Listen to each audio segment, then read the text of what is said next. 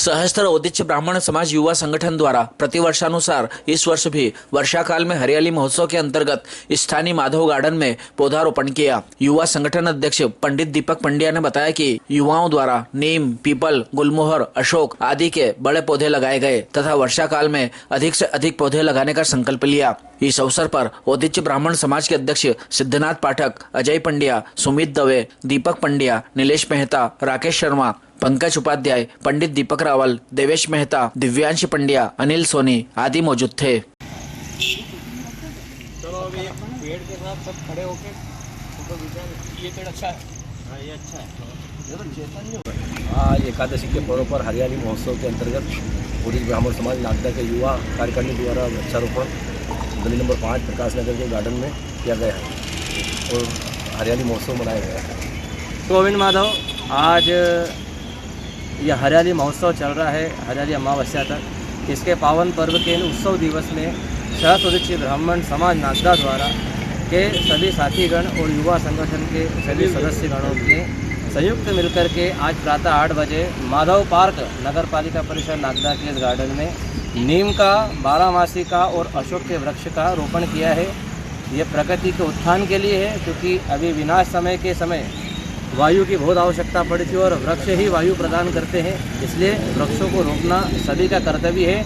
7 दिवस का ये उत्सव है। सभी अपने अपने स्तर पर, अपने स्थान पर और जहाँ उनको जहाँ आवश्यकता लगे, जहाँ उनको सुविधा मिले, वहाँ पर वृक्षों का रोपण अवश्य करें और इस उत्सव में सभी लोग भाग लें। और आज पवित्र दिवस योगिनी एकादशी है, जिसको आम बोलचाल की भाषा में सजला एकादशी बोलते हैं। इसमें बताया गया है कि नीम की जड़ में अगर जल डालने से, नीम की जड़ का पान करने से या नीम के पत्तों को खाने से शरीर का रक्त साफ होता है।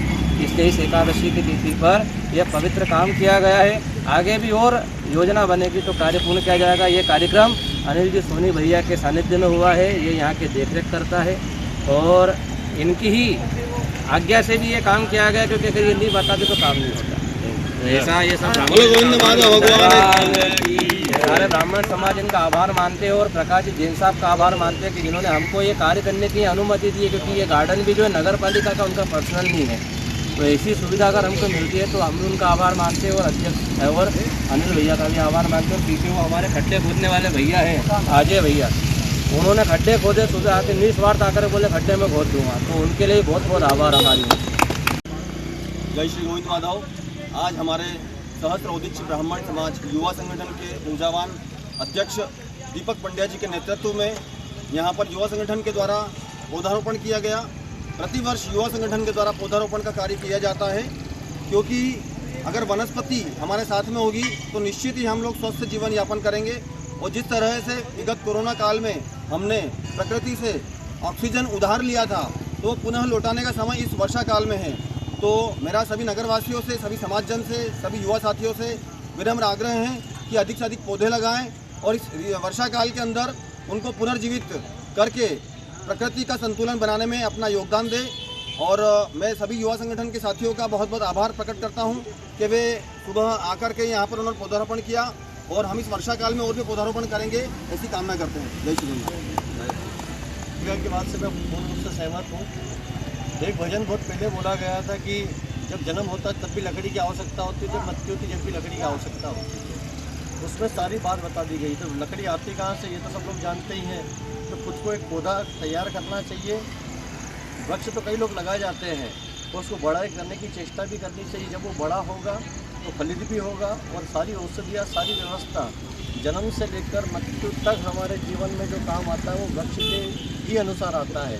ये हवा अगर हमारे अंदर नहीं है और ऑक्सीजन की जो ज़रूरत पड़ती है वो हमें मिलती काहे से, सबको ज्ञात होगा। तो मैं तो यही चाहूँगा कि जितने वृक्ष लगा सकें। जय श्री राम।